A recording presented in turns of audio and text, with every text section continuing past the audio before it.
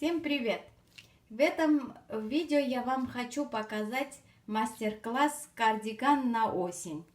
Смотрите, я уже вязала даже рукава уже разделила, все это, но это пока не обращайте внимания. Этот кардиган я решила вязать V-образный, не я решила, я вяжу точки, она сама мне попросила такой вязать.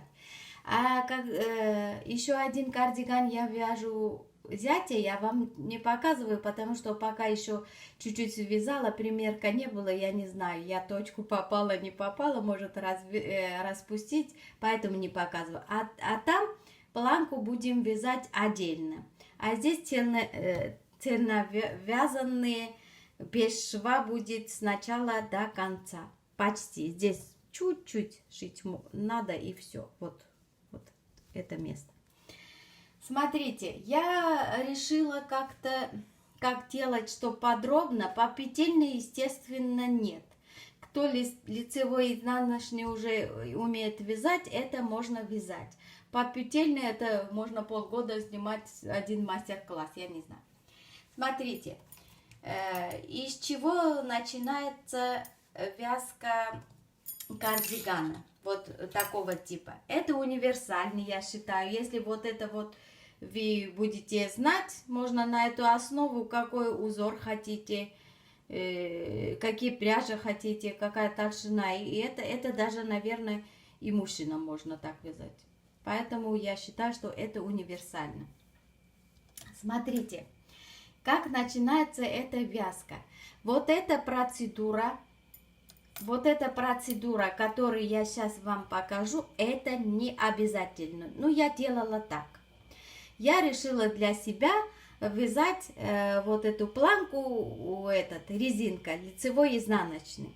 А вы будете решать уже, можно и сюда пустить рис, можно платочная вязка. Я знаю, может какой-то узор, это уже как вы хотите. Потому что у меня дочка хотела самый минимальный, без узора, без ничего. Я делала вот резинка, что от лицевой клади здесь, вы видите, мало что отличается. Поэтому и этот кардиган, основа чего мы вяжем. Не то, что только придумали или что, очень давно, не побоюсь этого слова сказать, 10 лет назад у нее был кардиган зеленого цвета. Она хочет вот это повторить. Этот кардиган уже и на улице она носила, и дома таскала, и его уже нету за 10 лет. И хочет это повторить, поэтому мы вяжем это. Смотрите, вот я здесь открытые петельки делала, чтобы потом шить по этими открытыми петельками. Но это совсем не обязательно. Ну, я так делала. Открытые петельки, если кто-то не знает, будет вопросы задавать. Это очень просто. Вот, набирайте просто воздушную цепочку крючком. И вот здесь косичка. А сзади есть вот такие бугорки. Вот отсюда можно набирать вот раз, вот второе, вот эти бугорки видно оно. И вот так набирается. А потом, как вяжется, что надо, отсюда можно распускать, и открытые петельки останутся. Я так делаю. Вот. Это вот показала, как можно делать. Вот я набирала. Здесь я набирала для наглядности 6 петель. И это цельный не можем вязать мы. Мы будем вязать 2,5, потому что нам надо, чтобы мы, когда будем вот это вот шить, вот эта штука, чтобы здесь по бокам осталось открытые петельки нормальные. Вот. И оттуда будем уже начинать вот эту часть вязать, чтобы ничего шов не было. Ну, лучше вот этот шов, правильно? Помните, я детский жилет, что вязала, кто не посмотрел, посмотрите. А там я не вязала с реглан сверху, а снизу просто вязала шивной, да. Я тоже вот такую планку упустила. Мне нравится вот такую цельную, чтобы не набирать как бы, а цельный. Там получается, здесь мы будем набирать, вот здесь будем набирать петельки. А там я просто вот эту часть вот так вязала, отдельно вязала, и вот тут иголками шила. Я там рассказала, если что, смотрите.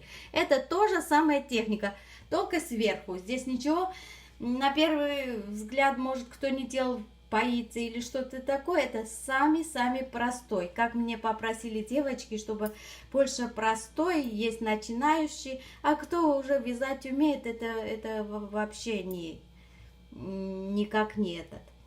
Смотрите, теперь вот это все распускаем. Вот это все распускаем. Открытые петельки шьем, вот вместе шьем, и получается вот этот шовчик. Правильно? Шили вот это. Допустим, вот уже мы это шили. Я надеюсь, все понятно объясняю.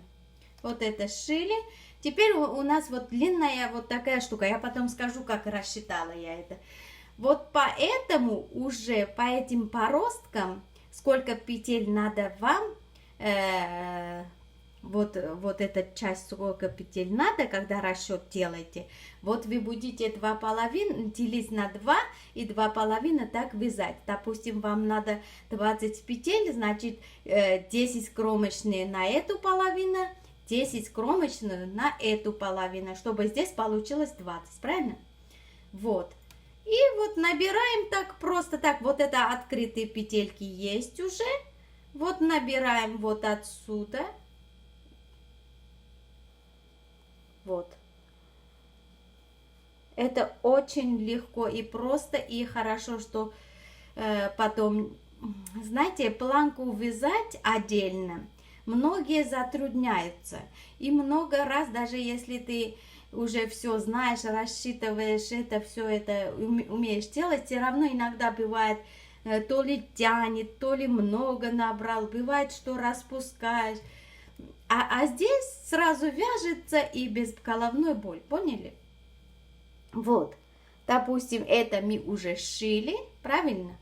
Уже я не буду время терять, а то это будет, вы понимаете. И начинаем вот отсюда, вот.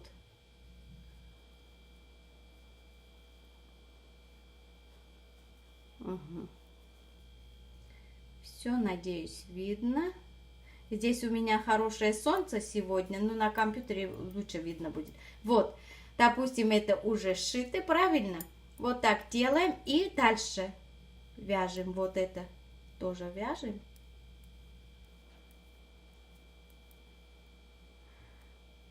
Кромочный и изнаночный, чтобы вот такая красивая получилась. Вот, вот эта часть как раз, поняли? Смотрите, вот это у меня здесь 6 петель, вы решайте сколько петель, и здесь обязательно маркер ставьте, потому что зачем напрягаться каждый раз считать? 2, 4, 6, да? 2, 4, 6. Здесь можно маркер ставить, и это никогда не считается. Планки я никогда не считаю. Вот на чем остановились, я имела в виду, что можно здесь и пуговицы, сразу отверстие можно делать. Вот, горизонтально так получается. Не, вертикально. И можно делать и пуговки, и все на свете, что вам нравится. А мы ничего не будем делать. Вы суть поняли. Я вот так набирала, все делала, сколько петель надо было. Вот это разделила планку. Это не в шот, я не считаю, потому что, смотрите, всегда планка, даже если пуговки нет, все равно это не относится. Это отдельная история, я не считаю. Потом что? Кромочная петля. Потом уже получается регланная линия, рукава, спинка. Регланная линия, рукава, опять регланная линия, кромочная и планка. Вот так, я надеюсь, это вы поняли. А теперь расскажу, как я это. Я это вяжу, смотрите. Известная вам эта пряжа, очень хорошая пряжа, мне нравится. Я ее давно знаю и как бы довольна. Вот, пряжа здесь 49% шерсть, 51% акрил, 240 метров. Здесь рекомендуют 4 и больше спицы, а я вязала 3,5. Лицевой клад я хотела плотно, я такой вещь как бы не люблю, что рыхлый, что-то такое не люблю. И у нас цель, чтобы теплый кардиган был. Поэтому я 3,5. И будете иметь в виду, как вы вяжете. Хотя я тоже вяжу вроде бы плотно. Короче, это ваш выбор. Может, вы следите так, как производитель говорит, это ваше право. Смотрите, реглан сверху V-образный. У меня какой-то маленький видео есть, розовая кофта буду вязать. Все равно вопросы задают. Может, там я не так объяснила доходчиво или что. Это ничего страшного. Это то же самое, как реглан сверху не V-образный вырез. Я для себя как считаю. Я сильно расчеты не делаю. Знаете как? Раньше не так вроде бы бабушка учила. И у меня этот осадок есть. Не то, что я все знайка, поэтому не это. Нет, я по журналу ни разу не вязала. Я в школу не ходила по вязанию. Я прямо алгоритмы такой не соблюдаю. Вяжу, как вяжу. Если вам это очень принципиально, вы можете смотреть. Есть девочки начинающие, которые они начинают именно правильно делают образец, стирают, кладят, считают. Но все равно это сугубо мое мнение. Если вот маленький образец вязать, все равно оно сильно ничего не даст. Все равно на большом полотне, большое изделие по-другому будет. Это я так думаю. Вы делаете правильно и нормально. Я суть вязания показываю. А как это делать, это ваше право. Вот, я как считала. Допустим, я для себя считала, если я просто реглан бы считала, у меня было бы 74 петля. Правильно? Но если здесь V-образный вырез, значит вот это я решила для себя 26 петля переда, это мы отнимаем. Останется 48, потому что мы будем добирать. Вот эта часть нету, мы будем добирать. Поэтому это мы отнимаем. Забыли насчет 74. У нас 48 петля.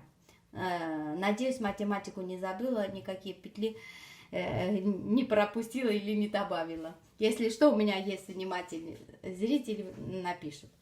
Короче, для меня получается есть 48 петля, правильно? Я на 48 должна была вот этой без планки, вот это вот отсюда и вот это 48 петля. Но как я вот это я делаю сразу планку, поэтому я для себя решила 38 петлю, я не по сантиметру, поняли? Мы будем добирать вот эти кромочные петля, я как показала, не 48, я вязала 38. 38 делить на 2, получается, я одна сторона вязала 19 и 19, правильно? 15, 19, 48. И потом шила, у меня получилось 38. Вот, 38 пороски. Вот. Чего не 48, а 38? Потому что если 48 планку вязать, на мой взгляд, было бы очень некрасиво. 10 петель здесь пропало, правильно? Как сейчас скажете, вроде бы надо было 48 набрать. Набрали 38. А куда девалось 10 петель. 10 петель мы будем добирать. Можно добирать как? Каким способом? Можно на рукава добавить, можно на спинку добавить. Вот этот, когда мы уже вот это вот. Когда мы добирали, вот здесь будем рассчитывать, как добавить. Но, как известно, рукава я люблю узко. У нас может у дочки худые рукава, поэтому зачем я так буду много здесь добавить, потом сильно убавить. Поэтому я на рукава не пустила. Если у вас полные рукава, можно и на рукава пустить, и на спинку. Я рукава делала, как я считала, так делала, а здесь мне надо было, получается, 20 петель набирать, правильно? А здесь у меня осталось 10 петель, потому что вот этот 10 петель, я вязала 38, надо было 48, 10 петель я здесь добирала, поняли? И здесь теперь я хочу вам сказать, как сейчас у меня и зарядка закончится, ничего, встретимся позже. Вот сейчас я скажу, и в конце я еще схему оставлю, потому что, сколько бы ни говори, один раз посмотреть на эту схему, наверное, лучше. Поэтому, смотрите, мне было 48 петля, правильно? Вот здесь у меня одна петля кромочной, я считала. Потом, после кромочной, 2 петля у меня регланная линия. После регланной линии у меня 9 петель рукава. После 9 петель рукава у меня 2 регланная линия. После регланной линии еще у меня 20 петель спинка на моем расчете. Ну, здесь осталось 10, правильно? Потому что 10 петель мы меньше вязали. Поэтому здесь на этот 10 петель через раз я добавила, и получилось у меня спинка 20 петля. Правильно?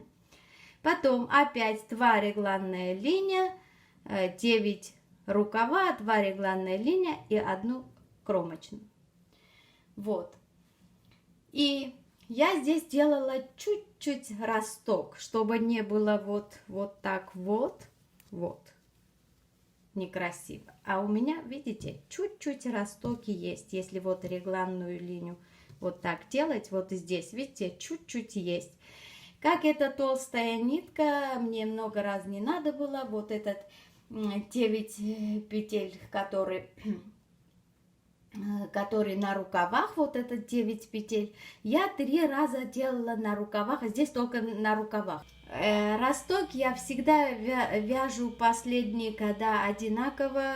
Оказывается, то, что я вяжу, называется укороченные ряды по-немецки. Вот.